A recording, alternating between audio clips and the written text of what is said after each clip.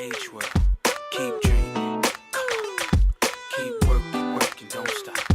Keep working, working, don't stop. I'm telling you, woman, why you calling me all day if you don't want nothing? These are my 8 simple rules for designing with type. When starting a design project, one of the first things you should do is gather some resource material. Use a magazine, look at some ads, choose a book with a pleasing design. My own personal favorite is Communication Arts Magazine. It's a great resource for some of the best work in graphic design. It's also a good idea to invest in a type design book. Type styles don't change much over the years. Number 1, use an appropriate type style for your project.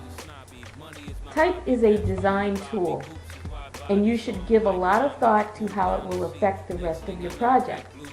Using type that is too bold or too stylized can take away from the message of your work. Choose a type style that will complement the work without overtaking the design.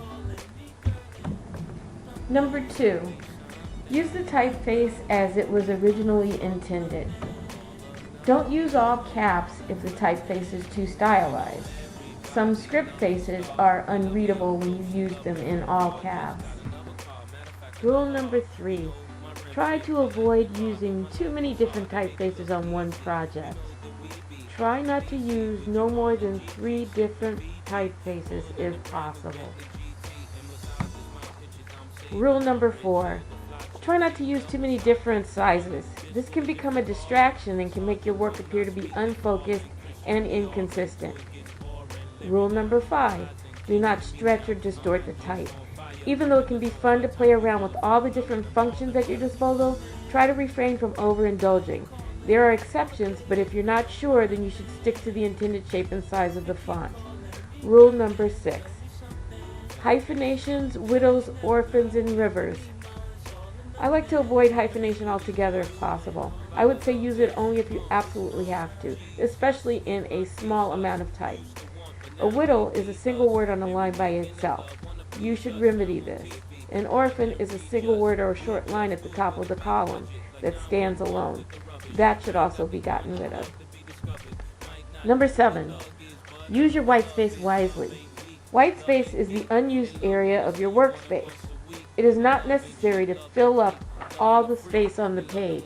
Leave some air around your focus points to make it more interesting for your eye to travel through the space.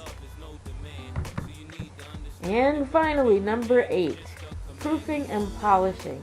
Make sure that someone who has not been working on your project will proof it for spelling mistakes. At this point, you should correct your mistakes and finish your project. You are done.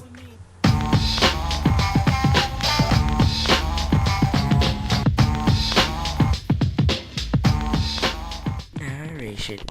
Mic check, check, check, check. Mic check, mic check, mic check, mic check. Check, check, check.